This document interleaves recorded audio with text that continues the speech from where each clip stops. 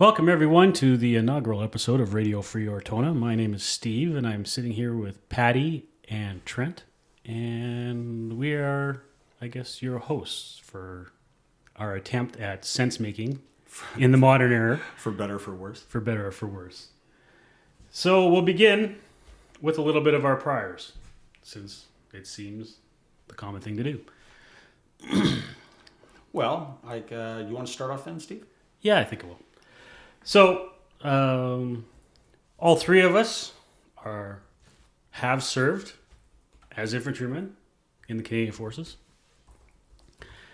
And that is basically where we know each other from. But we all three still have different perspectives outside of that.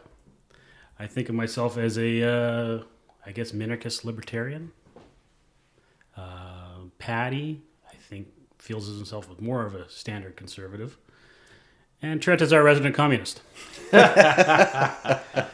I'll let them elaborate more. How would you go ahead, Patty? I guess you could call me a conservatarian somewhat. 51 years old now, single, divorced, I guess, is the best, more accurate description of that. And say from a very blue-collar background. And that's multi-generational blue-collar, I guess.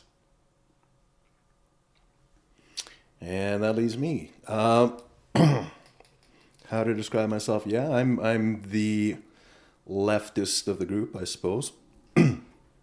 Although I class myself more of as an anarcho-syndicalist, if it comes to that. Now that's an old school term. Yeah, that's the Wayback Machine. Look it up, kids.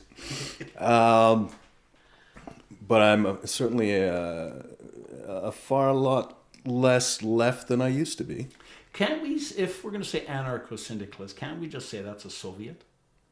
No, you can't. You can't say that at all. Sure you can. Wow, that'll be another podcast. What does anarcho-syndicalist mean? Yeah, what does Soviet bring to mind? Workers' Council. But anyway, I'm sorry to interrupt. Yeah, we digress. Yes, we digress. We digress. Yeah. Digression will probably be one consistent theme on this podcast as we go ahead. We're going to have to hire somebody just to keep us on track. Yeah. Lots of rabbit holes. Lots of rabbit holes. You're the chair, right? Right, there you go. That's your job. Yeah, oh great. So the question remains, what can three middle-aged bald assholes do to help make sense of the modern world? And, well, that's what this is about. We're not trying to find the answer. We figure we're lucky if we can find better questions. So Today, we're questioning the failures of higher education and all that kind of stuff. What happens when you get a bunch of overeducated, underemployed people with a lot of debt? What happens to your society? What does that do? Are too many people going to the university and college? What does that mean? So, where are we at, Patty? Well, I'm going to, in the context of this of this discussion, I'm going to focus a little bit on the humanities, because I think that's where that's the lion's share of postgraduate degrees, or not postgraduate, of post-secondary degrees in the North American context, as opposed to the STEM degrees of science, technology, engineering, and medicine. And I'm also going to focus on the humanities simply because they seem to be the target of the most discontent. In that, something that Trent and I were kind of bandying about off mic was that our concept of the purpose of a university degree is that it's your gateway, it's your ticket into the managerial class, and that the children of working class parents that have driven the economy in the post-war era of the majority of the 20th century have this expectation that the university degree is going to get them into the managerial class, and they're finding that that's not the case. And they've paid anywhere from $40,000 to $60,000 in student debt for this, and they're not getting what they thought they were going to get. And it's having a variety of ripple effects, which I think we'll get into later, such as delaying of marriage, marital problems, dealing with the student debt, delaying of parenthood, delaying of home purchase, which is owning a home is central to our economy. and has huge ripple effects. So that's something I'd like to go into on this discussion. I'll and I'll hand the ball over to Trent here so he can give his angle. Well, as Patty mentioned, we did cover a lot of this, or some of this, these opening thoughts off mic before getting into it. Starting with the humanities is an obvious place to start. There's big discrepancies in what universities hope to achieve by putting them out there, what society expects, what the individuals getting the degrees expect from these individual things. And then if you look back into the origins of universities at all, going back to the 17th centuries, 16th centuries, and the learnings that were to come out of them, it was essentially about the humanities. It was just about higher learning. It was about having knowledge. It was about critical thinking. That certainly has been lost when you compare it to this expectation of getting a foot into the door of the professional class. Well, I'm gonna take it from there, and I'm gonna say that traditionally, I'm gonna say the beginning of the 20th century. And that's what I'm going to say by traditionally within living memory, I guess. And that was the purpose of the humanities, as compared to, say, a STEM topic, which prepared you for the known and the defined, such as a career in engineering, a technologist, the medical profession, something like this. You were dealing with known topics and known understandings, whereas the humanities was to prepare you for the unknown.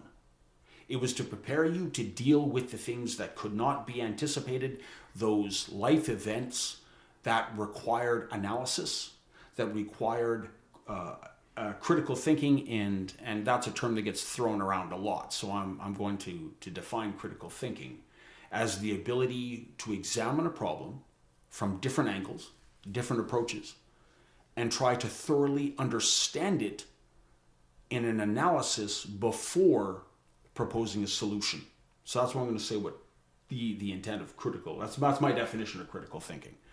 That this was the intent of the humanities, and that it was to give the graduate the ability to go into life and be a problem solver, so that when there were societal changes, economic changes, supply chain disruptions, whatever was going to happen in the world of work, in the world of life, in the world of parenting, in the world of community, that the humanities grad was going to be able to take the problem, draw from the canon of literature, of philosophy, of history, and then be able to compare it to previous events in human history, compare it to various thinkers, various approaches in different cultures, in different epochs, and then propose solutions that were not necessarily obvious, but were at least workable.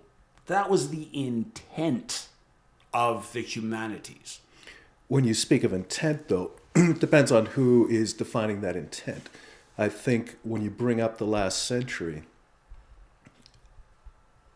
what we're seeing is, sorry, I have to gather my thoughts here.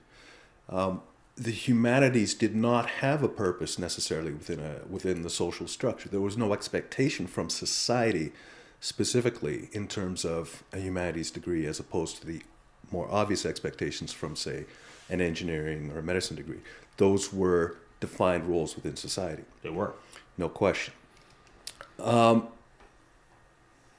At best, I think you raise interesting points about what people would do with the critical thinking. And typically that was still your leadership class coming into the 20th century. So that was your elites within the society who were getting that information. It was only over the course of the 20th century, as other social changes occurred, education came along with rights for the vote, came along with... Yes, it did. A great democratization of education occurred after the Second World War. Exactly. The Second World War becomes the linchpin around which all of this revolves. And eventually, we're going to come back to that democratization, what it has meant to the end result that we are now picking apart. I would agree in that in the 19th century, the university was a finishing school for the elite, the finishing school for the aristocracy, be it a formal landed one in Europe or an informal moneyed one in the New World, in Australia, North America, South Africa, those places.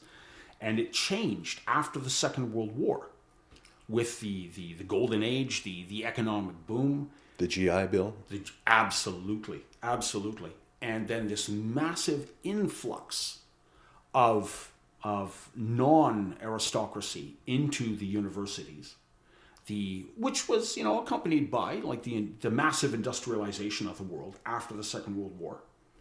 In that the university was seen as having a role, along with the technical college, in preparing people from the transition from a rural agrarian economy into an information and industrial economy. And again, I think the humanities had a niche in that there are going to be things that require the ability to interpret new and strange information. There's a role for the generalist to be played, as compared to, say, the specialist, who is the technician, the engineer, the accountant, this sort of thing. And that was the expectation that this idea, this 1950s idea of the university, still dominates our mindset of the graduate of the freshman, the first year student, who has been entering into university in the last 20 years. I think they still have that expectation of what they're getting out of it. Well, I agree with you to a certain extent. And at some point, we're going to drag Steve into the conversation. But I think you see that, if nowhere else, you see that at the institution level of the universities. Pardon me, what's changed? You brought up technical colleges. The technical colleges and the academic colleges that are now calling themselves universities, you have, well, here in Edmonton, the U of A has always been, our equivalent to the Ivy League. It's been the university. It's been around for 100 years or more. And then you have Grant MacEwan. Now it is a university. It used to be a college. And so there's still a bit of ivory tower attached to the U of A compared to Grant MacEwan. Certainly. And so that, from the point of view of the universities, the older, more established universities, compared to the newcomers, a nouveau educated, if you wish.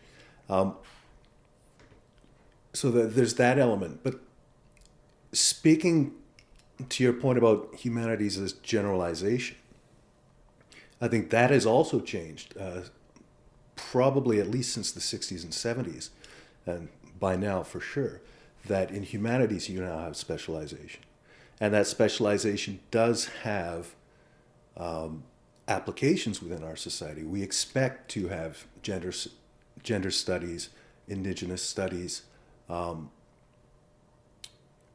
anthropological, archaeological, environmental. Does our society expect that, or does the academy expect that? I think the academy expects that now. I think the academy expects that. I don't think the broader society expects that. Well, I think to a certain extent, as society has progressed, and we'll get into the term progression, I'm sure, at some point, but we have developed this expectation of ourselves. Could you use the word evolved? Certainly. Okay. That's a great one, as because society that we has avoid evolved. that rabbit hole for now. Right. We do have those expectations. There is a place for an environmental scientist. There is a place for the archaeologist, just in terms of economic development, industrialization. Sure. Absolutely. Right. So social sciences, we now have social workers. We have all of these aspects of social science now have broader, more specialized applications within our society. And we have provided for that. Our economy has provided for that. Where we come back to the problem that we're facing, that is essentially, in my opinion, under discussion, is that there are only so many of those positions available. We have this, we've probably long since reached a breaking point in the volume of people who since the Second World War have been able to enter into post-secondary and achieve degrees, and now we're flooded with these degrees. And notwithstanding the fact that there are positions for more humanities degrees than there used to be, we now have far more people with those degrees than there are positions for them. Well, this is where I'm gonna really start getting controversial here. And I'm gonna say that, now that we've kind of nailed down what the expectation was of students going into the university, at the same time that this boom in students occurred in the post-war era, I'm going to throw out there as my thesis that the academy also began to change. The academy unilaterally changed what they thought the purpose of the humanities was for, and that in the era immediately after the Russian Revolution, going into the 1930s and the cataclysm of the Second World War, the Marxist thinkers, influenced by guys like Gramsci and the Frankfurt School, wanted to understand why the popular revolution did not take place, why through the crucible of the Great Depression, why capitalism was not overthrown as had been expected and was thought. The purpose of the humanities to those scholars changed. And they began to see, this is where you get the rise of critical theory, of the various ideas of the Frankfurt School, of guys like Michel Foucault, of guys like Jacques Derrida, who saw the humanities as a way to deconstruct Western society and to provide a rather negative analysis of the West. It was not intended at this point to give a broad understanding of the whatever may come. It was intended then to analyze specifically the failings of Western capitalist society. It became a lens through which to view the perceived injustice and failings of Western capitalism and cultural hegemony. And so then what people were getting from the university, and this is a gradual process, I'm going to add. This wasn't like throwing a switch. I forget the name of the German individual who coined the term, but talking about the long march through the institutions. This was a gradual process that began in the immediate post-war era and then reached, I would say, its zenith at the turn of the 21st century. The idea of the humanities as a tool of critical theory, of critical analysis, not general, universal analysis. So then that's part of the problem, in that the students coming in were expecting a tool of general analysis. What they got was a toolkit of critical theory. And the two are not the same thing. They're not going to get you the same results. And critical theory does not have economic application. It has philosophical application, but it will not get you a job. And I think this is the lion's share. It almost seems like these days that if you want a toolkit for general analysis, you need to go to a trade school, right? Like you need to learn. It's getting worse and worse, especially. The argument could be made in mechanics, becoming a heavy duty mechanic is now becoming more of a parts replacement thing than it is something a diagnostic. I've heard the same argument. A tool of diagnostic schools. I've heard the same argument made about the electrical trade. Yeah. Because as everything becomes more computerized, now it's plug your computer into that computer, and then all the computers will talk to each other and tell you where the error is, as opposed to... A journeyman has made the complaint to me that new apprentices do not know how to analyze a circuit. Instead, they take out one component, and they simply replace it with another component. They take out one box of magic and replace it with another box of magic. Yeah. Yeah, and so that's becoming... So even the trades are getting hit. But it used to be, like, if you're going to become a heavy-duty mechanic, an automotive mechanic, you had to have diagnostic and analysis skills to figure out what's wrong, especially when you're dealing with motors and engines, right? In complex systems like that. Right. But now it's fading even there. But it seems like if you could get decent instruction, that still it might be a better place to get analysis skills that would translate around the rest of the world. And I must say that I think I'm the only one here who doesn't actually have a post-secondary education. So that You are not. oh, I'm not. Oh, okay. So it's just Patty is our overeducated. Yeah, I think I'm the only one. And I'm going to add that my degree to this conversation should serve only as proof that universities will enroll anybody if you can pay the tuition. Okay? Yeah. It makes no statement whatsoever about my intellectual acumen. All right? Let's just nail that one down right now. Well, it's funny because Any fool can get a university degree. I was thinking about parallels. Like so many jobs, they want a university degree. They don't care when they don't care what the degree is. They just want the They degree, do right? not It's just care what the degree is. they're just demanding a level of literacy that they don't think they can get from high school graduate, right? Well, I'll just interject here. I mean, I think what we've seen here is just a raising of that bar. It used to be 30 years Yeah. ago. Well, there's that- like a level of educational inflation. Yes, Right. credential inflation. Credential I've heard the inflation, term. Yeah. Exactly. So it used to be the bare minimum was high school diploma. Now that is post-secondary diploma. It doesn't matter what it is, right? So that's just become the new high school degree. Because so many people have those degrees, they know that they can just put it out there and they're going to get more than enough applicants anyways. Right. Sorry, back to you, Steve. Yeah. So I don't, but it was one of those things like because back in the late unpleasantness, like our Is that mutual- an official term now? The late unpleasantness? the late unpleasantness. That's what I call the GWAT. Call the what? The GWAT, the Global War on Terror. Oh, right. The Oh, late okay. unpleasantness. So Which late unpleasantness are you Yeah, referring to? yeah. That's 3 unpleasantnesses ago, at least. yeah.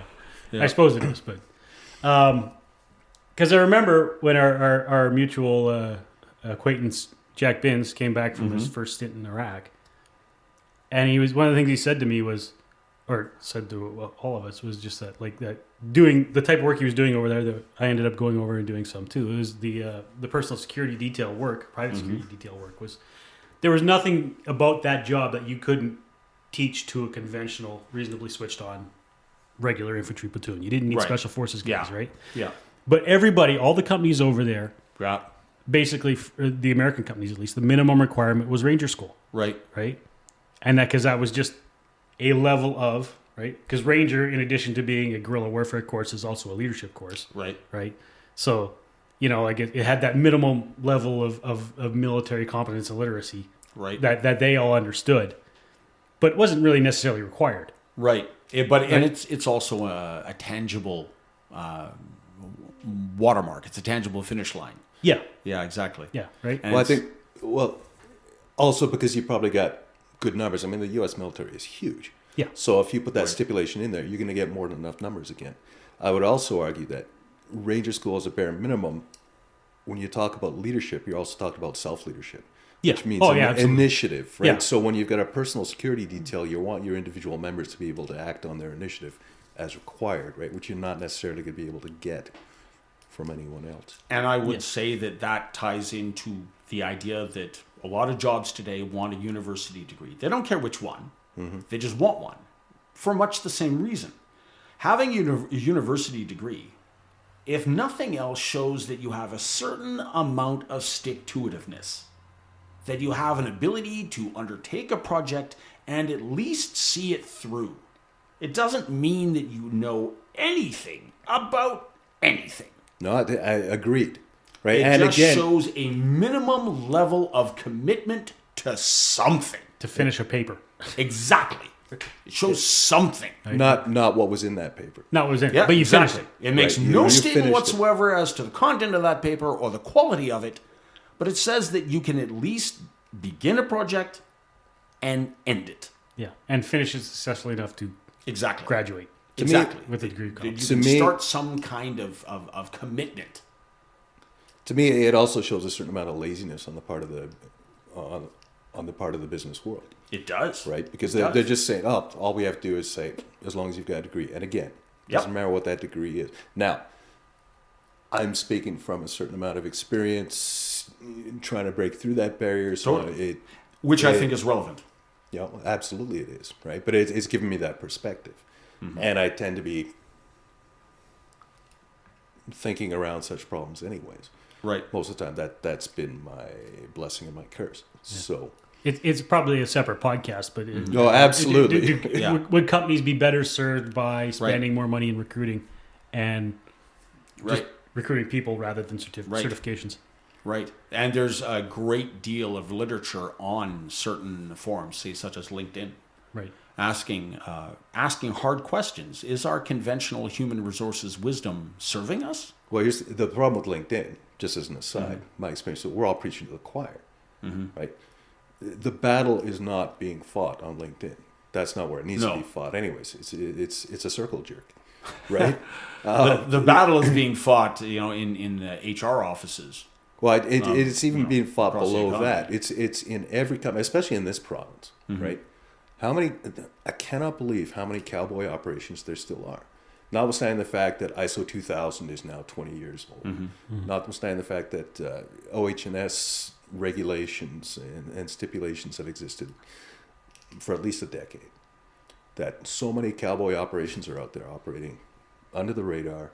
Right. Just on handshake deals, verbal contracts. So the types of things we're talking about here, again. I kind of love that, though. That's one of the things I love about this province, right? It is definitely a unique feature of it. Yeah. Definitely. I mean, it maybe it has more negative consequences than positive ones, but I think it has some tremendous positive ones. I'd say it's the battle of relationship-based business versus contractually based business. Sure. Well, again, this is undoubtedly a different podcast, but my argument would be that somebody take notes. There's a prime gray area between those two concepts of the overregulation and the lack of regulation altogether. Because I've worked for cowboy operations and they are inefficient as hell. Oh, usually. And they're unsafe, and the quality sucks. And anyways. I had another thought about what you were saying earlier, Patty. That we've reached the point of a sliding scale when it comes to our expectations of the degrees, of the humanities degrees. And it's not just the volume, it was the critical theory, the critical thinking, sorry. Right. The critical thinking is now no longer there, right? So the humanities were supposed to teach us this way of solving problems. Oh man, I've got so many things are coming in, dovetailing, streamlining.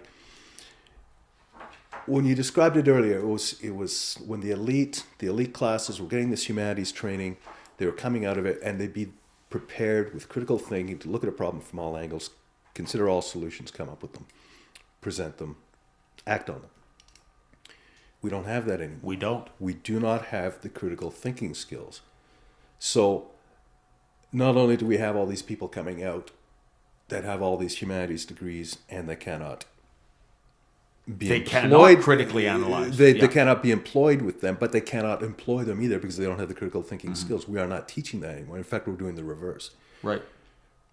I would say, and this is very much my experience. Now, this is 20 years in the past. So this is not a new problem. I'd say this is a problem that has been growing since the 1960s. And it's just grown to such a point that it's reaching kind of a critical mass, a greater level of public awareness than it ever has before. The critical thinking skills that I was taught in the course of my education in the humanities was a one-size-fits-all approach of what, for lack of a better term, comes under the Frankfurt School idea of critical theory. And from there we have a variety of subfields, be it, say, gender theory, queer theory, race theory, a variety of lenses upon which we focus the ideas of critical theory. But to put this in a really gross oversimplification so that, we can just carry on a means of discussion. It was looking at the world of the West through a Marxist interpretation, which found fault and found negativity, but could not propose solutions. So it could identify problems, it could identify flaws, but it could not identify solutions. That was the basic drive of it. And I'm going to say that that was intentional, that there was a purpose to that. That when these ideas were created or first came into the academy in the post-war era, in that context, in that historical context of the titanic struggle between fascism and communism, in the aftermath of the 1930s, in the failure of international socialism to overthrow capitalism in those critical 20 years between 1930 and 1950. It was to prepare, it was to undermine the structure of Western capitalism. This was the intent. I don't think any of these people, I don't think Foucault, I don't think Derrida, I don't think Weber, any of these scholars who came up with critical theory ever thought in their wildest ideas that the progressive left would control the cultural institutions that they do today. And if someone might very well take issue with the idea of control. But I don't think it can be contested that they, at the very least, are extremely influential in the arts, in journalism, in the academy, in the public sector, even in the larger corporate world. Progressive ideas, if they don't hold out and out sway, they certainly have incredible influence. And so instead of undermining the existing structure, the graduates who have the tools of critical theory are now running the dominant structure. And their tools of identifying problems do not serve them any longer because they cannot solve problems. But by your own argument, they never could, right? They They were always raising problems. They never could. Going back to something you had previously said, that the whole point of the humanities in the elite class, the leadership class, was prior to the Second World War. Exactly. Was to be able to take a look at things from the outside, from all angles, and consider issues. If you extend that concept out, in many ways, we have had the luxury, certainly since the war, somewhere between industrialization and the end of the Second World War, we've had the luxury as quote-unquote Western society to be able to look at ourselves in that term. So I would argue, I hate red baiting for obvious reasons. But one of them being that the wall came down in '89, for Christ's sake, right? Let's not go looking for reds under our beds for the sake of it, right? It's not like we need that boogeyman anymore. I wouldn't call it Marxist intellectualism, unless you want to look at it from the point of view, and maybe this is what makes a quote-unquote Marxist philosopher, a Marxist historian. But as far as I'm concerned, when you take the concept of progressionism, or progressivism, right? It's always been there. That's the history of humanity. Sure. Yeah, right? sure. Marxism is just one flavor, one color spectrum in the rainbow of that philosophy. No, absolutely. Yeah. And for the record, although, I've had my share of Red Brigades t-shirts along the way and in your radical youth. In my radical youth, right? And I'm sure I had a Lenin pin. I've never had anything with Stalin on it. When you bring up the word Soviet, that's what I think of. But I mean, yeah, that was all part of my misbegotten youth. True. Right? I think one of the things I find hilarious is that you and I both love Gothenburg, Sweden. We both love Sweden. Yeah. And that's as liberal, socialist a nation as it gets. Except maybe if you cross the border into Norway. It depends what you call socialism. Here's I want to derail us into that one as well, because Kevin Williamson a couple years ago had a really good piece pointing out that that conservatives had done too good a job of calling welfare socialism when they're not the same thing. Yeah. So when we talk about Scandinavian welfare states, I prefer the term welfare because welfare is fine. Williamson's point was that a society or an economy, a capitalist economy, can tolerate a lot of welfare, right? You can put a lot of welfare on that, as the Scandinavian economies Right. And countries demonstrate. But you put very little socialism on it. As soon as you start nationalizing stuff, things goes haywire in a hurry. Yeah. So I always want to try and differentiate between welfare and socialism. Yeah. Could you classify Sweden as a socialist country, or would you call it an externality capitalist economy?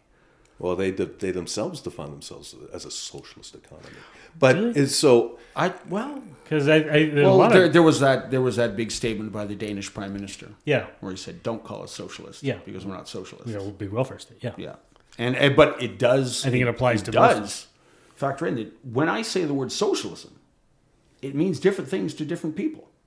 Mm-hmm. There's a doctrinaire definition. Say a very strict definition, but there's also a practical definition, and I think that's kind of where you're coming from. And I think I don't think you're at all alone in that. And it's part of the. And again, I didn't want to take us down this rabbit hole. My apologies to anyone who's listening here. No way. I'm all about the rabbit holes here. And I find it interesting that this. So, is the definition of socialism the nationalization of property, the nationalization of industry? Is that the definition of it? I would say properly, yes. Popularly, no. When the average person thinks of the word socialism, but I think we need to define it for ourselves. And let me go even further before we define it for ourselves. To the average humanities grad of today, the answer is no. No. Yeah, because if you look at the Democratic Socialists of America, right, they're not necessarily looking. They might be looking to nationalize some stuff. They might, but that's not really what that's they're not the thinking main. No, right. they're thinking welfare programs. Yeah, they're thinking right. Bernie Sanders is thinking about welfare. AOC is when you thinking throw that out welfare. there. When the average humanities grad comes out with their BA firmly in hand, and you say, "Well, what is socialism?" They say it is a caring, compassionate society that seeks to establish a safety net so that no members of the population fall through the cracks. Yeah. That eliminates, or at the very least, mitigates poverty and want. Yeah. And for me, that's a welfare state, not a... That's a welfare state. Yes, I would agree with you. So here's the question to both of you. What's wrong with that? Nothing. All right, then. I don't think anyone Holy shit. disagrees Okay, with so on something we can agree. Where we disagree is what is the best means to achieve that. Mm-hmm. Is the state the best means to achieve that? Is the state the only morally acceptable actor in social questions? I would say, in this particular social question, it is the most moral, and that is a very loaded statement. Sure, no, right? Because that I don't know where you would say there was a high bar or a low bar, right? But that doesn't mean they're great at it. Right. It just means they're the best of a bad lot. I have had many discussions with people on the left side of the aisle who have said that they fully acknowledge that the state is not the most efficient means of producing this, but it is the most morally acceptable. And having clean hands is important to them.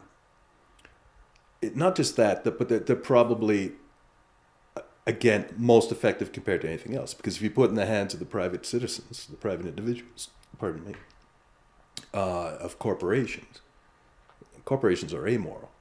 Right? They have no interest whatsoever in the welfare. I would say the state is amoral. The state is at the least, but again, this is where opinion is meant to represent society as a whole. When you say meant, you are using the second subjunctive, which indicates a condition contrary to fact. Shoulda, coulda, woulda, ain't. No, not necessarily. It could be meeting that meant. Could, should, right? would. Hypothetically, right? The statement being made, we are not assuming one way or the other the answer to that statement. And you know what? Right? I'm deliberately yanking you. No, I confess. I'm It's all good. I'm I'm guaranteed. deliberately poking you in the ribs here. But on Yeah. that token, we want to deal with the world as it is, not the world as we want it to be. Right. But that's Mind you, that's a very Okay. conservative viewpoint. Yes. I will rewind a bit. You and your 2 periods at the end of every sentence or whatever it is.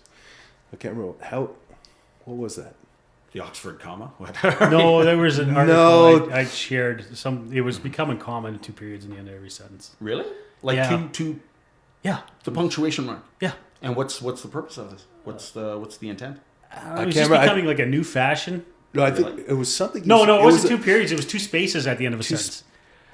before the period, or something. No, like no. that, 2 yeah. spaces after the period before you start the next sentence. And is it a right. purely Right? Because you always do 1 space after a comma and 2 spaces at the end of a And sentence. that before had start. you and I slinging some.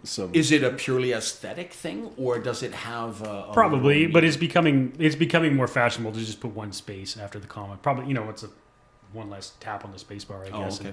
I'm not familiar with this at all. Well, I wasn't either. It was It was an so, article I'd shared. Oh wow, that's But it really generated a lot of discussion. yeah. We had quite a back and forth. Oh, on I that. ended up calling him a fascist. He was calling me a I fascist. think I probably called him a savage or something like that. It was yeah. Oh my goodness. Exactly. It's like, wow, you used 2 spaces. After No, that's the proper correct. That's the correct way. You're a Nazi. Anyone who else is a savage, right? Yes, right. Uncultured savage. You know what? Yeah. I totally believe you. I totally believe that passions would get inflamed over that sort of thing. That's a very, very human thing. Again, digressing. Yes, we might want to exactly. edit this bit out. Yeah. Rewinding. Yeah. Rewinding. Rewinding, Marxism, progressiveness, history of Yeah. mankind. And its application. I can't remember what your original point was. Well, that I my was original responding to point there. was that humanities degrees are now that they were deliberately changed by the academy to be a tool of criticism. But again, this was done by people who always assumed, if you'll allow me to read their minds, in the 1950s and 1960s, that society would always be controlled by that aristocracy, or at least the commanding heights of our communities would be controlled by that entrenched capitalist aristocracy who would have the power structures in their hands, and they were seeking to undermine that power structure. They never anticipated a world that we live in today, where the left retooled dramatically in the 1990s, abandoned the idea of what we would, Steve and I would consider doctrinaire socialism as the centrally planned state-owned economy, and instead said, whatever, the means of production can remain in private hands. Fine. So long as there is a general direction, so long as all economic activity is done in the interests of the state, or broadly said, in the interests of the people. And that this progressive idea, which is left behind the idea of central planning, so long as we achieve that aim of the caring, the sharing society, the considerate, the compassionate society. But of course, like any society, it has challenges, it has problems. COVID. I'll throw that, for example, who the hell saw that coming? Nobody. There was nothing, no one alive remembered Spanish influenza. Well, no, but So it's not we like had nobody saw this coming. I'm betting. But I'm the betting exact people format were of it, talking it was a about new this. problem. It was a totally new problem, and of course, the tools of tearing down market capitalism as we saw it in 1950 were not equal to the task of saying, okay, how do we prepare society to face COVID? Just to use COVID as an example. I would argue that there's nothing these days that this particular society at this point in its history is ready to deal with at that level. I can tell you this, I think it was 1996, I was a volunteer at a conference, an epidemiological conference at the U of A.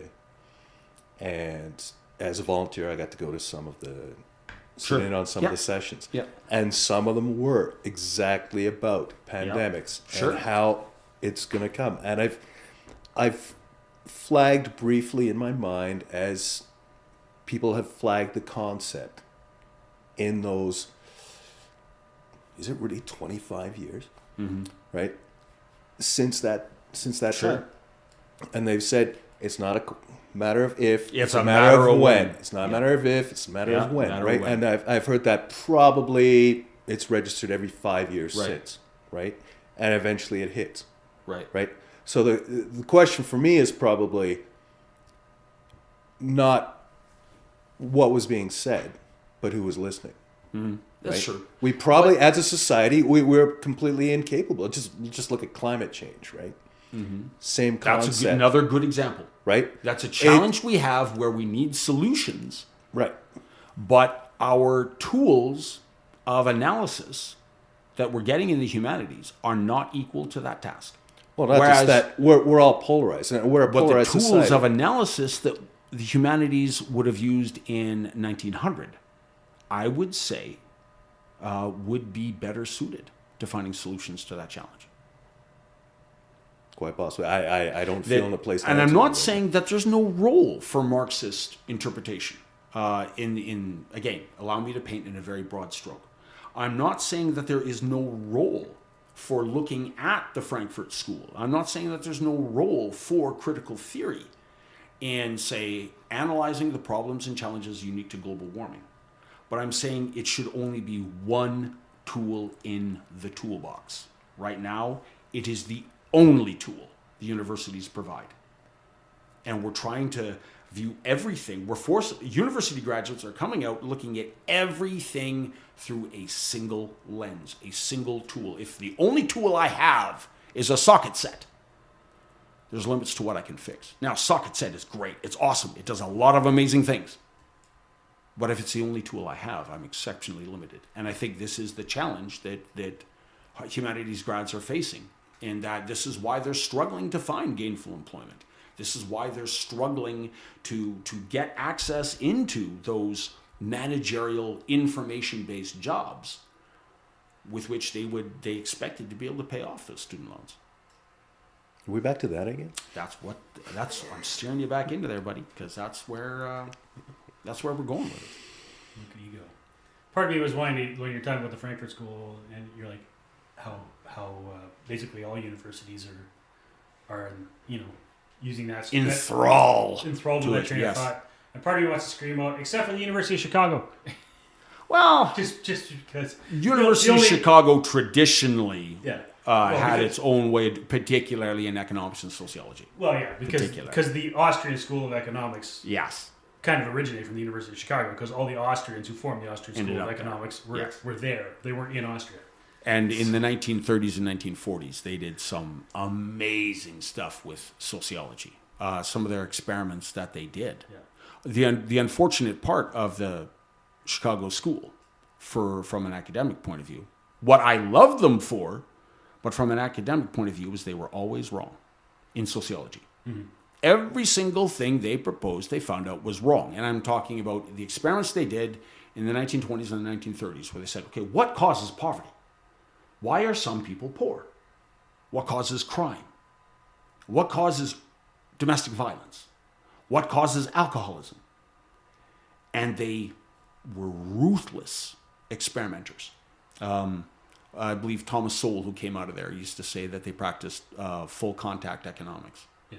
Or their motto used to be, in God we trust, everybody else brings data. Yeah. In that they were ruthless experimenters, where they demanded methodology, experiment, test, and replication. And unfortunately for them, every single hypothesis they had about, well, this is what causes poverty, they were wrong. Now, I admire that, because at least we know what isn't the cause. Mm-hmm. But it's pretty hard to make a career as an academic to say, yeah, I've been wrong in absolutely every idea I've ever had. Well, but here's the problem now. But we're getting in now is that academics now Ruthlessly avoid experimentation and hypothesis? Absolutely. and are For that very reason. and then the was the replication crisis, right? Exactly. Nothing that comes out can be replicated. No studies And can that's be intentional. replicated. That's intentional. Because I can never be wrong. Yeah. I can never be right, but at least you'll never know that I'm right. So my point, But at least you can't prove me wrong. my point is that the academics today are no more successful than those guys at the University of Chicago in the 20s or 30s. They're just not getting called on it, Yes. or not holding themselves to account. Which is a form of success. Sure. I mean, if we had a hockey team, It's from the Kamal Harris School of Success. and doesn't matter, it's still success. If we have a my hockey God. team and we never play a game, if we only undefeated. ever practice, I can make all kinds of claims about how good I am. The Canadian Army can make all kinds of claims about how good it is, and until it actually fights a war against a near-peer conflict, well, what sanction do we have against those claims? I think it's the exact same instinct and impulse within the academy. More on this next month. Yeah. Check your weekly updates on Ukraine. Oh my God, I haven't been keeping notes, and I don't even know what I want to respond to anymore. That's okay. It's the rabbit hole. Yeah, that's like I said. I knew there would be shots fired when I came out with this idea, but that's definitely my view of it. Is that the challenges of any society, our university education of 1900 would be much better suited to it than the university education of 2022. I can't speak to that as a specific point, because I wouldn't know where to begin to compare thought theory from 100 years ago to now. What I will say is this, that there's no question in my mind that we have generationally reached a watershed probably in the last 20 years as a society, as a Western society. But in North America in particular, Definitely the English language in the English-speaking countries, the Anglosphere. because, I mean, we all know it. Now we are the grumpy old men. Yep. No question. And I found myself saying kids these days. These days. No question. Yeah. Right. And that's actually been, I've been conscious of that for at least 20 years now, one way, shape, or form. Right. And I think probably our generation, we hit the peak of our society in terms of luxury versus productivity. We have now gotten to the point where, and remember this is a leftist talking, so-called. Fair. We've got to the point where everybody's special. There are no consequences for our actions.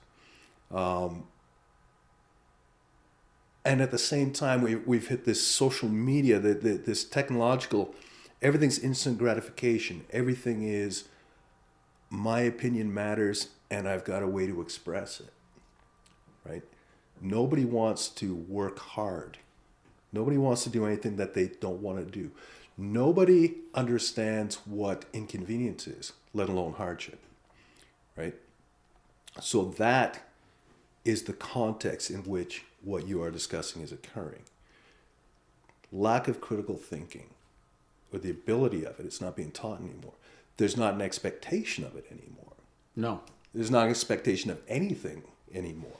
We have a template that we are to apply to problems, not the ability to unpack the problems. Yeah. And just say, for example, in contrast, the classical education, see the word classical, that's loaded all by itself. The humanities education of 1900, there was an expectation of an understanding, at least an understanding of Latin or Greek. Mm-hmm. There was the expectation of an understanding of the canon of English literature. Bacon, Shakespeare, Milton, Byron, yeah, the great works, the poets, the great novelists, to get an understanding by delving into these and the classical works of Greece and Rome, of say Plautus, Ovid. Aristophanes, that this gave you an understanding that of the human condition that branched across time and culture and geography. These were seen as necessary components to an analysis. However, today we reject our past. Our past is seen as a hegemonic structure of patriarchy, of racism, that we cannot look to our past for inspiration and solutions because it was intrinsically racist, it was intrinsically unjust. So we throw out the canon, we throw out the classics. That is no longer seen as useful tools in understanding the world around us. But again, that's a lack of critical thought. It's a lack of ability to agree put with anything in context. I agree. We started seeing this when people started pointing out that Dickens, for example, was an anti-Semite. Churchill was a racist. JFK and MLK's, both liberal icons, were philanderers. And that this therefore negated. Yeah, therefore, yeah. they cannot be considered as... It negates all their entire body of work. Exactly. Yeah. Right? Washington and Jefferson were slave owners. Right. And Well, therefore, the great liberal ideas that went into their thoughts and papers are negated. Exactly. We're still talking about that progressiveness from the beginning of time. I mean, how far back do we take this? Right. Right? Yeah. Julius Caesar, guaranteed, was an absolute asshole. Guaranteed. Right? Still statues of him standing. So we know that we can go back 2,000 plus years. Right. And not necessarily, there's a certain amount of revering. There's veneration of Julius Caesar, of Augustus, Right. of those. Right. Caligula, not so much. But, Caligula, not so much. right? Yeah, a couple of But we know Nero. they did some horrible things. Yep. There was slavery back then, There was. right? But that's okay. Or at Now, least, I don't know if it's okay, but it escapes scrutiny. Well, nobody's tearing down those statues. That's true. Nobody's erasing.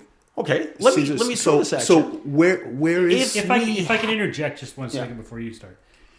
Part of the problem, especially when you go back to like the American founders, Washington, Jefferson, and those guys, and you say, oh, they were slave owners. Okay, yes, they were slave owners.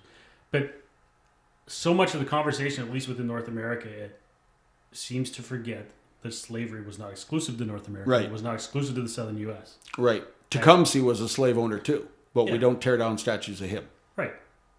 So there's always that, we're focusing on this place and this thing, and this thing seems like it's its own special thing, and we always forget the larger global context of all this stuff.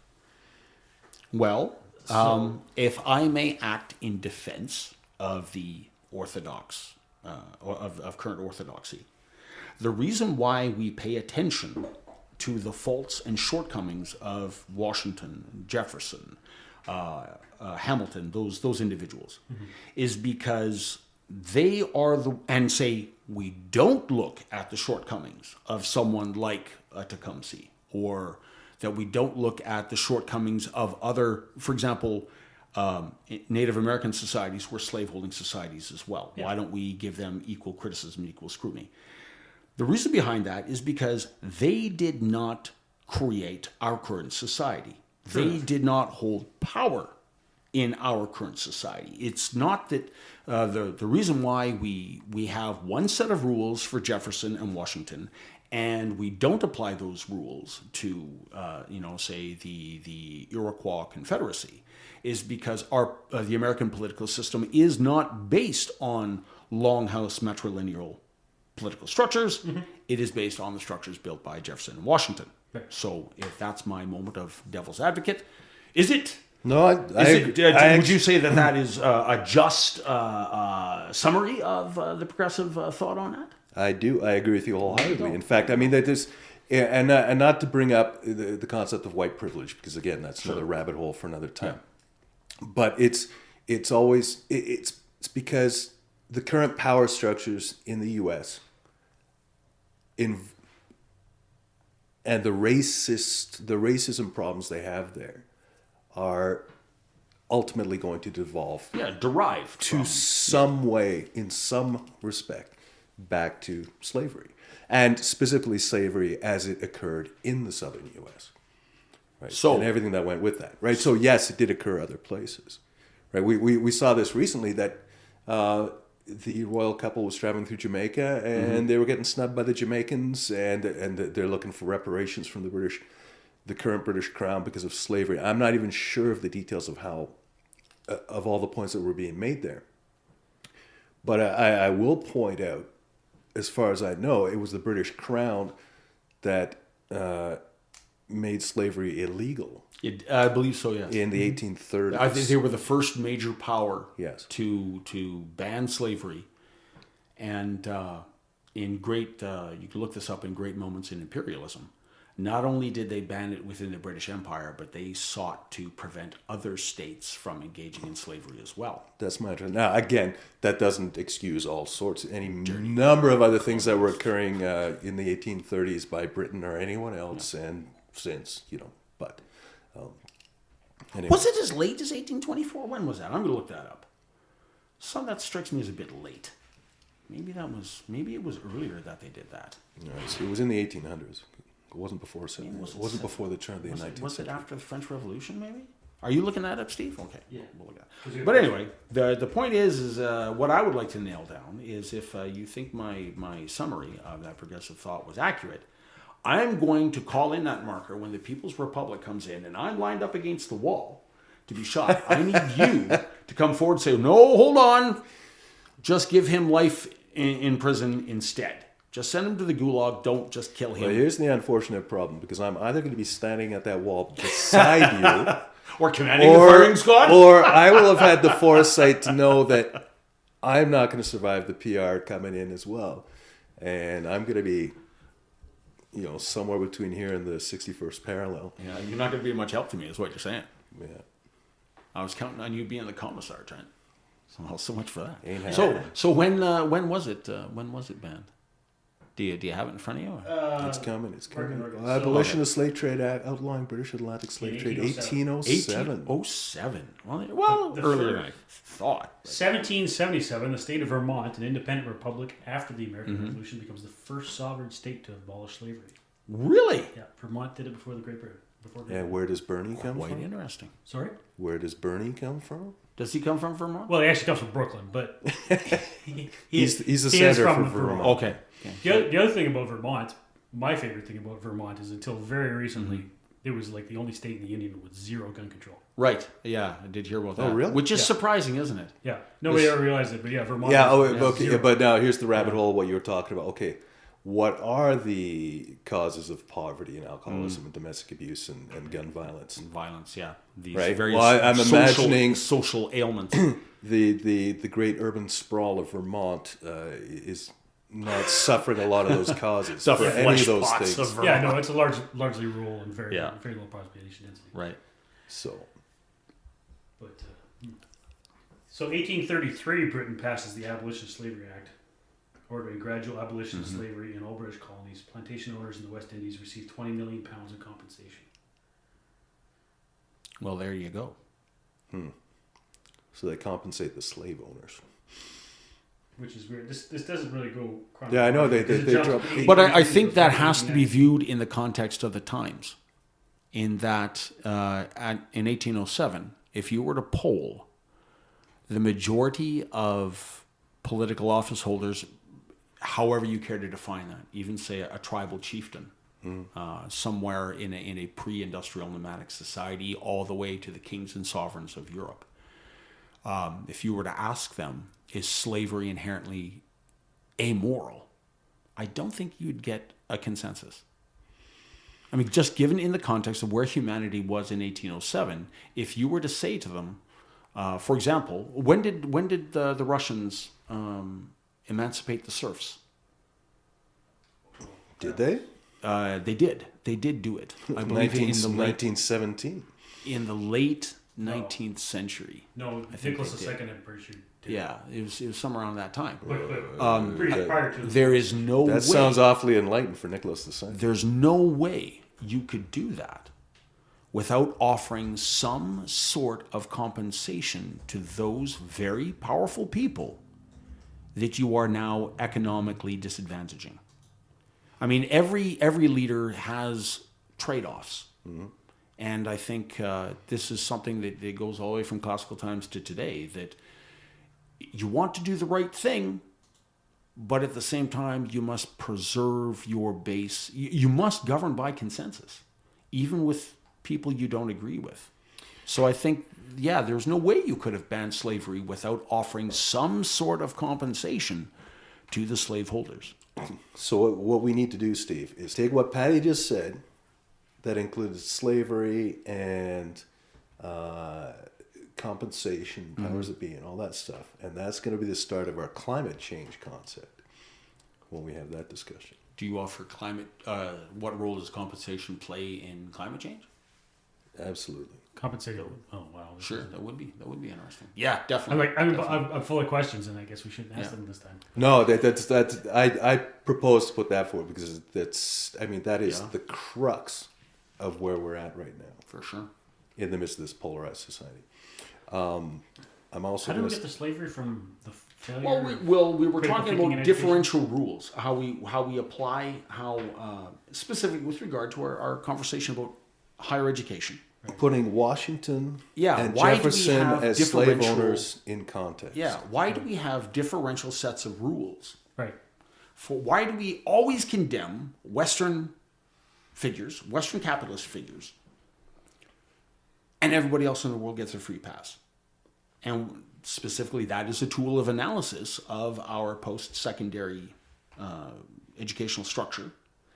And I will posit that is one of the reasons why it is of no value to anyone. I disagree. It is of value. It's the inability to process that value. We can't value it properly. The people professing it cannot value it properly, right? There is nothing wrong with being able to be, specifically because Western civilization has,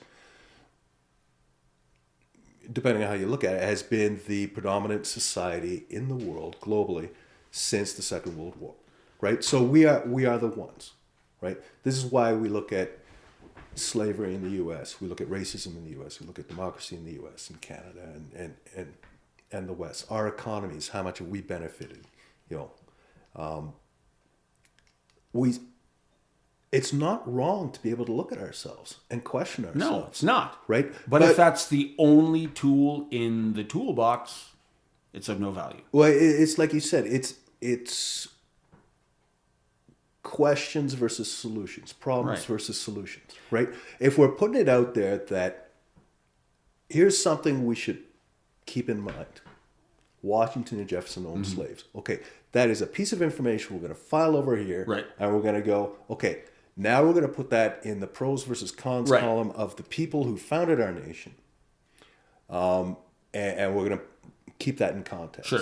It's that relevant. Does not make them bad, does not make American bad. It's does not relevant, make all not whites definitive. bad Right. to the end of time. It certainly does not. Like, this is the big problem I have, right? We should not be going through an exercise now of going, okay, whites have had their turn. Now they get to be at the bottom of the totem pole and everyone else gets to treat them like shit. Men have had their turn. And it's not just because I'm a white male. Because you're a white male? Which, it's again, because that's not if the whole I point. may represent the progressive side, that's exactly why you're saying that. It's with respect. It's his job to respect. I know. What the hell? Well, I'm professing it. God damn it, Trent. Well, work your, oh no, I should be working my own side of the street. But strangely enough, speaking as the guy for whom racism was never, I was raised inside, and it will, You're saying you've never been on the business end of racism. No, I love my dad, right? Got my issues with him, right? But one of the things I will fundamentally respect about him is that he raised us in such a way that race was never an issue. Right. Ever. And I can cite the moment I realized that. And the moment in time I can go back to when I realized that was an issue. I'm not going to raise it now. Right. I'll say that for his eulogy. But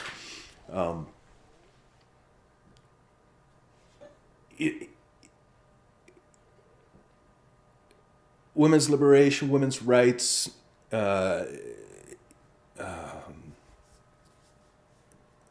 voting rights, civil rights, gay rights, all that stuff, right? I've the broadening and inclusion of previously marginalized groups into the mainstream. Exactly. Right. Now some people will say, well, the words that are about to come out of Trent's mouth are bullshit because he should never be in a place to have to say them anyways, or claim to be able to say them. But I've supported them because there's nothing to not support, right? It should go without saying, right? That's the whole point. That's where, again, society should have been evolving to this the whole time, Right. Now that we're here, or we're getting closer, right? Maybe it's got a half-life to it. It's never going to be perfect, right? But now is not the time where you go, okay, whites and men, back of the line, of the bottom of the pile, Well, right? Now we get to treat you like shit, right? That's not the point of the exercise, and nor should it be for anyone. To go back to what you said earlier, where I said this monoculture or this single reference analysis has no value, and you said no, it does have value. It's just that we can't perceive of that value. Well, that emperor has no clothes. It's if something, you can't say something has a value if it cannot be perceived. That it has no value. Value is tangible. It is unmistakable.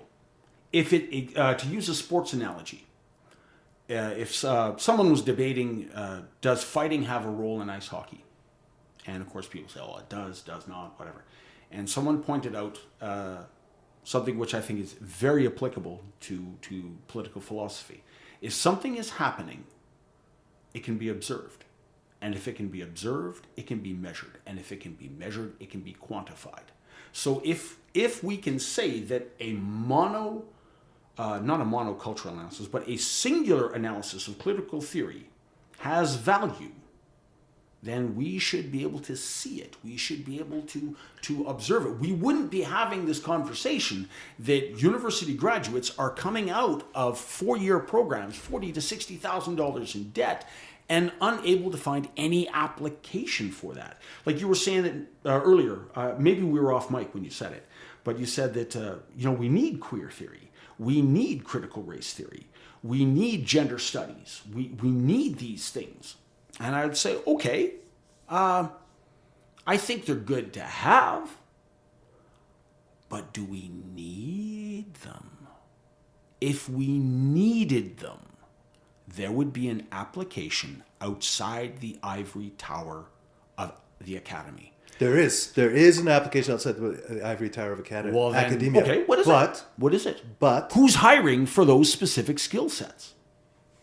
Governments are, businesses are. Governments. Governments don't count. Governments are an artificial unreality, not held accountable to the broader actions of society. Who is going to pay their own money out of their own pocket to retain someone who has a degree in medieval English literature or, say, women's studies? Well, me, I do. When I pay my taxes. No. I'm talking about you hiring someone directly because they provide you skills that you do not have yourself. Like, I can pay someone for... In a presumably for-profit endeavor. Yeah. Well, maybe not for profit. It could be a non-profit. Now we've come could be a full non-profit. circle. I'm not going to make that my hill to die on. Right. But I'm going to say, out of your own pocket, your money, someone doing something directly for you in the same way that you might hire a groundskeeper, in the same way you might hire a mechanic, in the same way you might hire an accountant. I will say that even if we're talking about a not-for-profit, the people you hire for that endeavor, whatever it is, still need to bring value. Yes. Right. So what is the value? What is the value? Who is on the street saying, I'm going to pay money out of my own pocket to hire someone who has a degree in women's studies because they bring value to my enterprise or what I am trying to achieve? Okay, corporations from an HR point of view are doing things like this. They are bringing in experts. Not their money. And consultants. Not their money. Yes, they are. It's shareholders' money. And they are acting on behalf of other people. Get granular. Talk about a mom and pop operation, the individual owner operator who's doing this. Of course they're not going to do that. Because the stuff you're talking about is Ladies and gentlemen, jury, the prosecution rests. What you're talking about is societal level issues. So they're not going to have an application at the mom and pop level. They are going to have an application at the industrial level. Well, then at the industry level. Well, then how come? Well, yeah, but I'm going to compare this to things like the things I just mentioned: the mechanic, the accountant, say the lawyer, the housekeeper. These people are equally applicable at both. Yeah. So then if you've but got that's- something that is only applicable at a very, very high, low resolution level where it's, well, I can't convince any one individual to pull their money and put it on the table to get this guy. I got to do it backdoor. I got to do it through the government. Well, no. I got to do it through academia. I've got to kind of sneak it in there in some other way. Obviously, That's fishy. It's happening in academia. That's where it's going to is. occur, right? So where's the value of that? Well, we come back to the humanities that we were talking about before. We're talking about the broad learning Sure. and being able to apply that learning Sure. across I'm the board. not saying that right? these should be forbidden. By no means. By no means. I believe there is a value in learning for learning's sake. Your question was this. Your question is, do we need it? Well, Do we need it? need is Or, okay. and for the sake of the listener, I'm air quoting here. Need is a nebulous term here. How right? about I withdraw that and I'll use Steve's words. Okay. What value does it provide? And who does it provide value to? Well, again, how many rabbit holes do we want to go down here? Those two.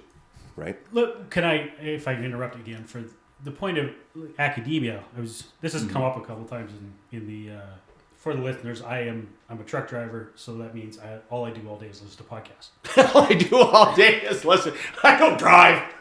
I am parked at the truck stop and I just listen. Oh, no, the truck moves, but the thing it's come up a couple times in a lot of stuff I'm listening to this week is the, and these are like American numbers, but academia, and specifically the administrative side of academia, has become a self-licking ice cream cone.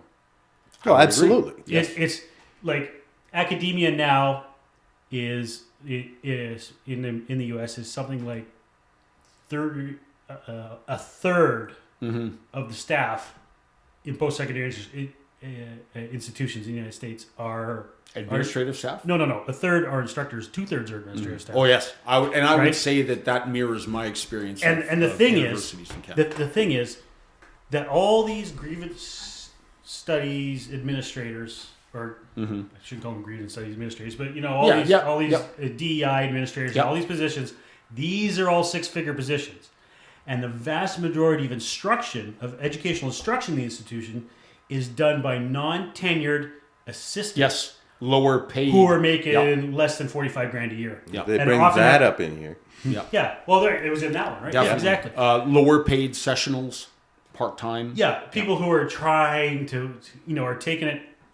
Who are paying their dues on the way to tenure. Well, now you No, just they're not. now you They're- just They're talk- not on the way to tenured positions. Well, Most of them, the vast majority of them, are not on the way to they're tenure. never going to get there. yes, but that they hope they will. They're getting their shit pushed in by the system. Yeah, in they the are- hopes that they will. Those individuals And are hoping to because build up their one of them resume so that they can Yeah. get that permanent tenured position at some other more prestigious university down the road. Well, one or more of them will, but the vast majority of them won't. It's like So- it's Right. like It's the kids lottery, involved in major junior hockey. It's a pyramid scheme. Yeah, some of them, the odd one, like what is it, 1 out of 200, will make it to the NHL. But that's why all 200 are trying. Yeah. But so the value added in most of these stuff, in most of these things, these DEI programs, these critical theory Yeah, programs, right. seems to be in creating more positions within the administrative side of the academy. Sure, absolutely. Oh, welcome to the human condition. Empire building. Doesn't matter. Yes. It could be academic. It could be business. It can be government. This is It bureaucracy. can be Yes. fascist. It can Right. be communist. Okay, It This can is be, the nature of bureaucracy. But so we're looking at a section of society, it's a section of the economy that is not responsible for that has no need to be responsible for how much money it makes, because it's always guaranteed to make money. Or how much money it spends, Right. how much 'Cause- wealth it consumes. Well, exactly, right? Harvard and Yale, most of the Ivy League schools have annuities in excess of $1 billion to fund their operations, right? These are schools that could run, with the amount of students they run through, could run their entire student population through four-year programs, or probably even doctoral programs, for probably the better part of a century, based on what they got just on what they have in the bank, Yep. right? But they're demanding 6 figures. Now but Well, they can. right, but Sure, they They can. can. and they're guaranteed to get that money by the U.S. government, Sure. who's guaranteeing the loans. Yep. Yeah, but Right? who else is paying for it? I mean, now we're getting back to the elitism, Yes. right? Now we're using an Ivy League school. The Ivy League school is kind of, because that's part of the power structure anyways, right? I'm not surprised they've got all that money. They charge that money because they can. The people, not just that. How many yeah, alma they maters can. do you think are represented on the U.S. Supreme Court? Probably Less 2. than 6. It's 3, as far as I know. So, okay. Harvard, Yale. Princeton. I don't think there's any Princetons. Okay. The only one I know of that's Stanford? not is Comey Barrett is Notre Dame. Oh. But otherwise, with her exception, it's all Harvard and Yale. As far as I know, yeah. Well, exactly. Interesting. Right. So I just thought it was ironic. Interesting. A couple of things. Sorry, and not to Actually, digress. I better pull that up, Jeannie, just in case. Yeah. Yeah. I'd be interested in seeing what the Canadian Supreme Court is. I bet you McGill takes up at least half. Getting back to rewinding a bit. When you were talking about what is the value, if there's no perceived value, then there is no value. Then there is no value. Right. Now, it automatically just brought to mind, okay, trees falling in the forest. Right. Is it making a sound or not? Because are our tympana there to Sure. receive Yep. the sound waves, right? So I kind of rolled my eyes at that. But really my answer is this. There is a value. Mm-hmm. There's no question that there's a value.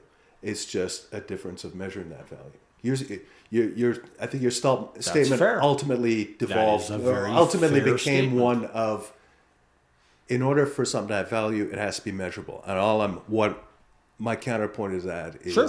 if By someone's, what's your yardstick? if someone's bringing up that statement and giving it a crap value, doesn't mean it has no value. It just means you and I Don't have the right tools to measure it. you and I are going to take that statement and go, okay, well, this person's presenting it as X value. Well, we found value Y to it. I am very, very glad you brought that up. Because then it brings up the idea of, all right, if something has a value that is very difficult to measure, or not everyone has the means to measure it, or not everyone has the desire to measure it, then we ask, okay, who should then pay for it? Now, education as a whole makes up almost 45% of the Alberta provincial budget.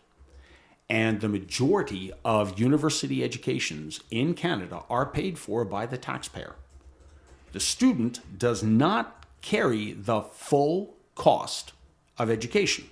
It is still borne by the taxpayer because we believe, as a society, that the overall society benefits by having an educated population. So we're willing to subsidize university educations. Should we be doing that? Well, now you've come back to the original question. Full circle. Yep. 100%. Yep. Because in my mind, I've got at least 2 responses to that. Let them rip. But it ultimately it comes down to what is the purpose of that, right? If we live in an egalitarian society, we want to say that everyone should have the access to high of learning as they are able to, Sure. As they can achieve. Yeah. as they can achieve, right? So on the one hand, in a lot of this, yes, we could save ourselves a lot of money We could. by raising the bar, saying, okay, it's this much tougher for people to get in. Or we limit numbers. Or we say it costs more for Or someone to we get in. limit the amount of support and we ask the student to pay more. Right. So now it's on the student, right? So again, it comes down to the question: what do we intend this for? Sure. Right. Again, you can look at European models. You can look at the Finnish model. Their approach to education. Pre-secondary and post-secondary. Right, all the way through. What is the intent? Are we just looking at quality of life, standard of living? Yep. All of these things are valid discussion points. So, again, we come back to the same thing. Now, I'm going to propose... Can I give you another factor to weigh in there? Yeah. What can you compel someone to pay for? Can you compel them to pay for something that is inimically hostile to them or contrary to their deep-seated philosophy and values? Now you're inherently getting into philosophies. Yes. Because a lot of these ideas of critical theory, well, I would say the entirety of it, Okay. is a criticism of our society. It's intended to tear down our society, or to give the tools to tear down the master's house, so to speak. Well, if someone doesn't feel that's appropriate, can we make them fund that through their tax dollars? Is that moral? Oh, We should be able to say that, look, if you want to study critical theory, if you want to, or as Steve called them, grievance studies, if you want to study these things, yes, you should be allowed. But can we compel other people to pay for you to do that? If you want to study, say, gender theory or women's studies, can you compel someone else to foot that bill? What are the objections to it? Right? Why are you making someone study something that, A, they receive no benefit? Or why are you making someone pay for something that they receive absolutely no benefit from, and also find to be intrinsically opposed to their own personal beliefs and morality? Now it comes down to a question. What are those personal beliefs and morality? Can I morally force you to pay your tax dollars to allow someone to be a member of the Nazi Party? Yeah. Okay, now you're using extreme exaggeration. I am, because I want to establish the truth of something. If we're going to establish something is true, it's easier to start from the extreme, because that's where things are black and white and easy. Absolutely. And work our way to the middle and see if it falls apart. You can use the exact same example at the other end, right? To use an obscenely extreme example. Yeah. If someone is decided he's an adherent to Nazism, yes, and goes around his neighborhood shooting Jewish people, can we compel the taxpayer to fund his ammo? Can we? Say what you will about National Socialism. At least it's an ethos. What was it? Don't compare him to Trudeau. At least Hitler had a budget. I had to do my Big Lebowski show. Yeah. But no, can we compel him to not shoot Jewish people? Absolutely. Why? Because we believe that murder is wrong. His philosophy is that it isn't. Well, his philosophy is not shared by the rest of us, and if he wants to be a member of our community, he's going to have to abide by ours. Right.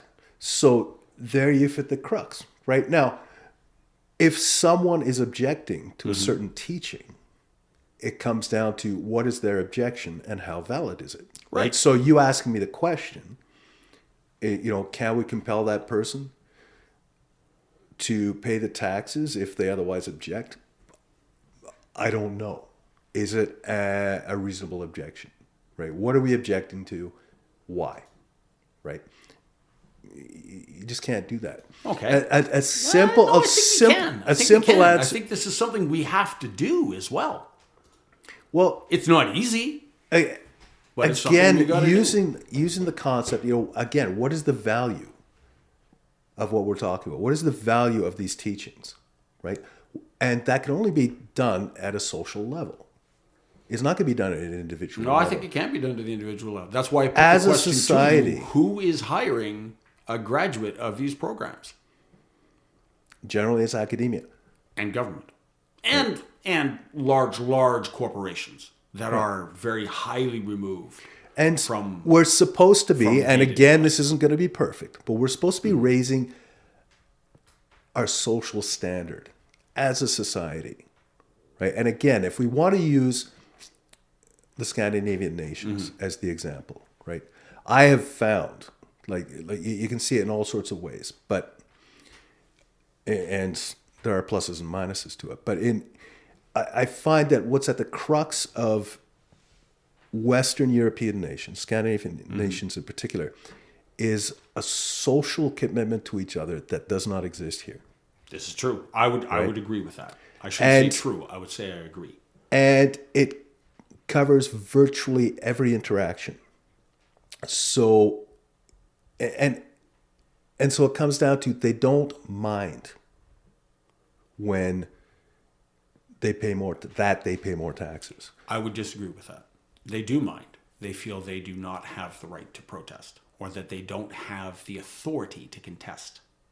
They mind. Many people mind.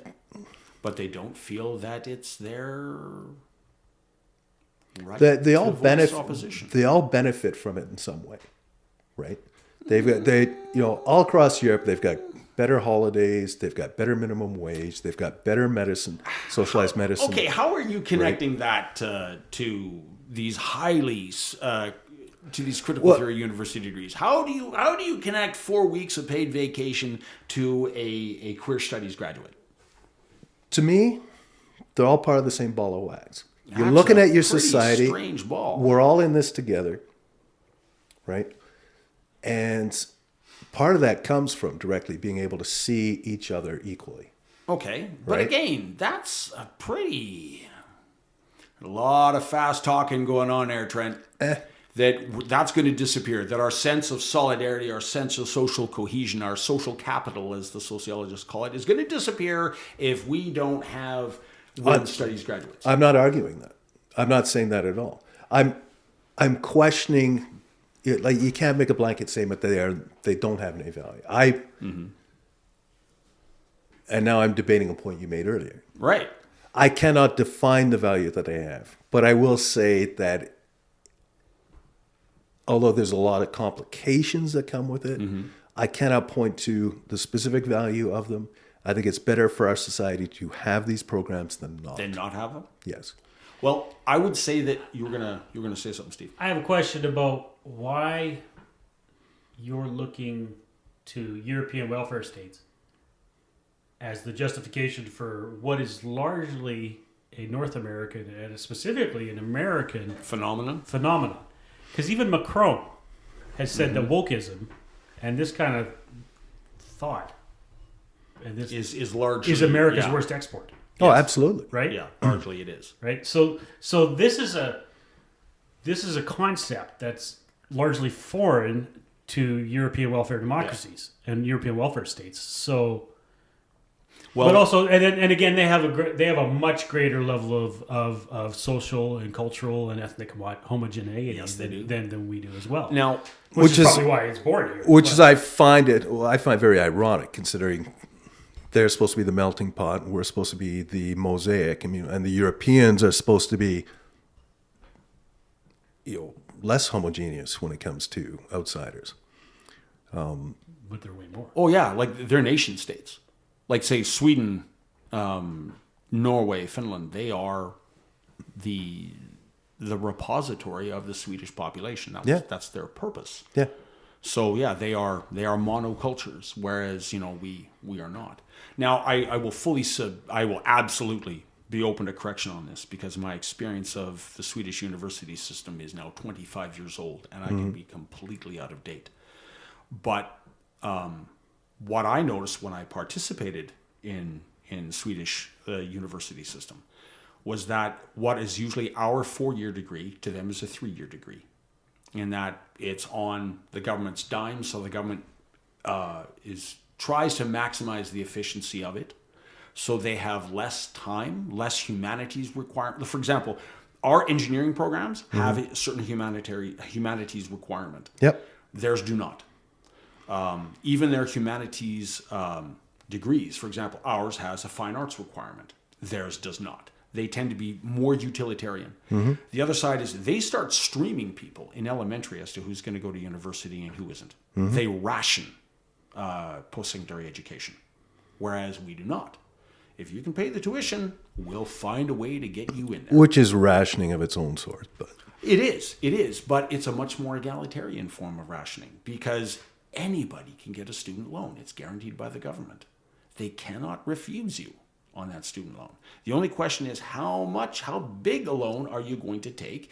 And if your parents have this necessary or have a sufficient income, we're not going to allow you to do it all on a student loan. We are going to demand that your parents kick in a certain amount of money, especially if you are, under the age of 25. So I would say that really, and of course, your parents' income plays no role in Scandinavia. Your ability to afford education plays zero role. There isn't even a mechanism to collect tuition in Scandinavia. So the only criteria is how well have you performed academically since grade 4. So if you came from a household that does not have, say, your parents are Lebanese immigrants, and you live in Hammarkullen, and you don't have that cultural importance on education that the average Swedish family has, and so you don't have that high-powered emphasis. Hey, man, you need to do well on your studies right now because it's going to affect your ability to become a doctor 15 years down the road.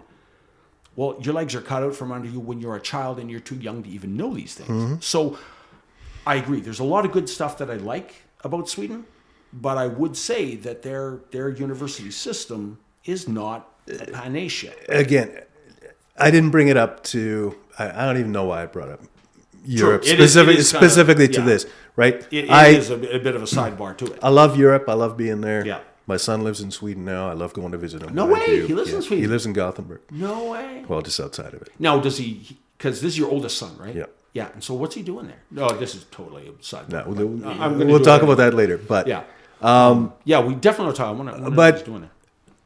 What I find when I'm there, and it's not just because I'm on holiday, is I love being in Europe more than I like being here in Canada. Is that because you're there on holiday? No, and I just said that. It's not just because I'm not. You just like the culture, the atmosphere, the feel. Yeah, it's just it feels like home. It's a different culture. It feels, and it doesn't matter wherever I go in Europe, right? Yeah. Amsterdam, Hamburg. What? I mean. Anyways, we are digressing. Let me steer you back. Part of the reason why people go into these humanities programs is, again, they have an expectation that there will be an economic payoff. Yeah. But it's also because they are subsidized. If we removed the subsidy, now let's say we want to subsidize the STEM topics because we do absolutely have a very easily measurable, tangible value to them. Yeah. So we say, okay, you know what? We're going to continue to fund 2/3 of that. Anything else, we're not. You pay the full dime. You pay the full $130,000 for a 4-year degree on that. Do you think we'd still get the same number of people going into those programs? No, absolutely not. Right, but again, so you don't see a problem in that. Two-edged sword all around, right? There's pros and cons to it, right? We are less of an egalitarian society as a result of that. Again, it comes down to purpose and expectation. What is the purpose in giving people higher learning? Is it to give them knowledge for the sake of having knowledge? Is it to give them critical thinking skills, right? Or is it to guarantee them a job that they're not going to get when they get out, right? I think one of the reasons I bring up the European models all the time is I feel that their standard of living is across the board better than ours. And that's simply because... That's another podcast. It is. It is another podcast. That is another podcast. Speaking of which, this one's been absolutely going on disagree. for a while. I almost feel like this should be broken down into two just for the sake of our listeners. It's almost like I feel like we should maybe start wrapping this one up. I don't know how long you guys planned on going. You probably have to edit this out. It's been an hour. That's true. Right? It's been more than an hour. Right? Part of me wants tongue in cheek. I just want to go. You know what this started out as was... Okay, you go ahead, Steve. Well, I just had a couple of other questions going back to earlier points from like an hour ago. Yeah, unfortunately, you've been shut out of this quite a bit. Well, it's my own lack of injection issue. But so, like, one of the questions I had, we were talking about like how the humanities were structured at the beginning of the 20th century versus how the humanities are structured now and what they provide now. And like how many of those problems have to do with the cultural differences between the generations, right? Because if you think someone who got to university, say a state school or a provincial school in Canada,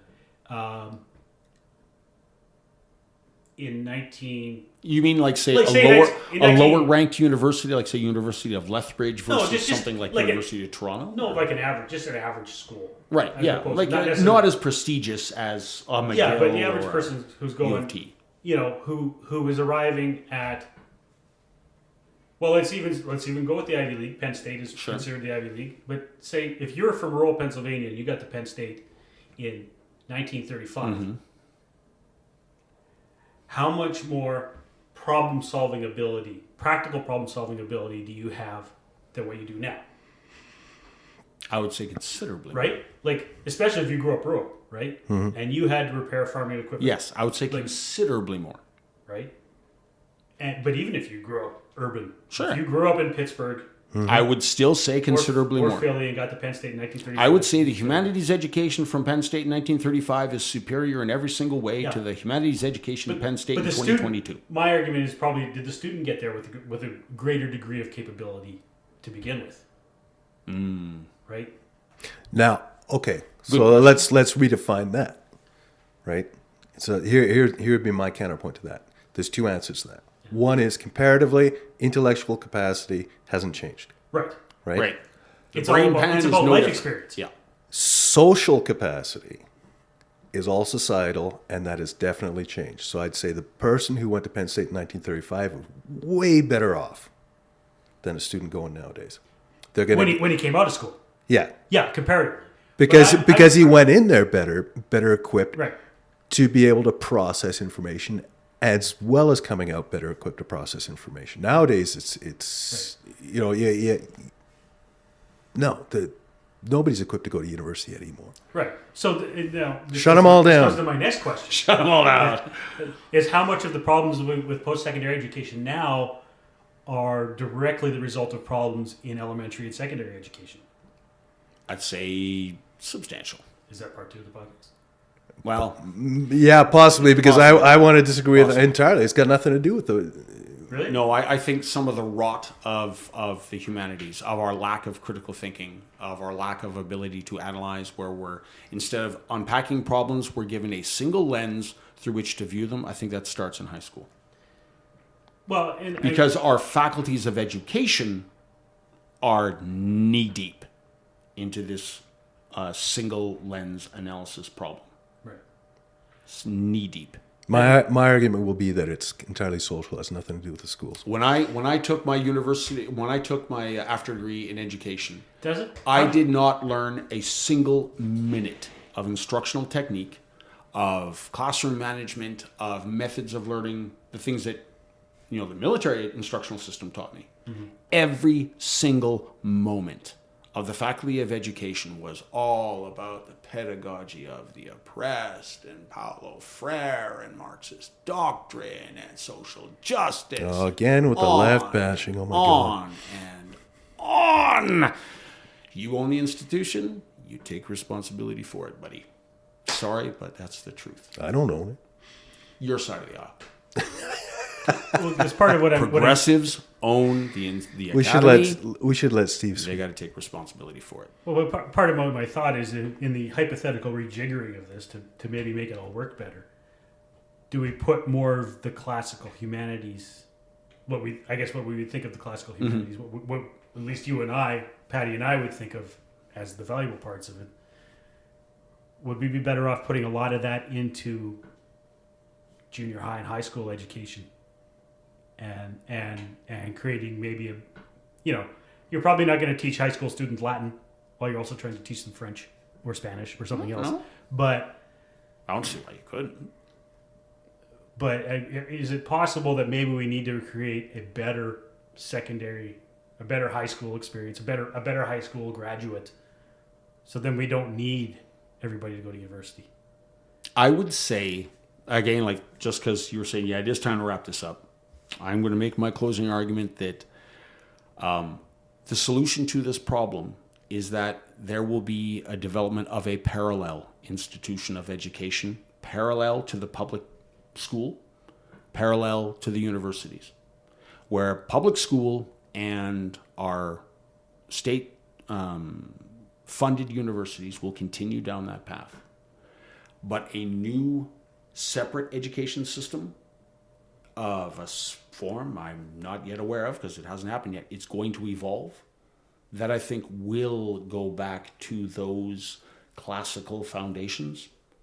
There will be, say, through a charter school movement or perhaps a private school movement, and there will be counter institutions at the elementary, the middle school, the secondary level, and the university level. and they will evolve over the next 20 to 30 years. Oh, well, we've already been seeing them for years.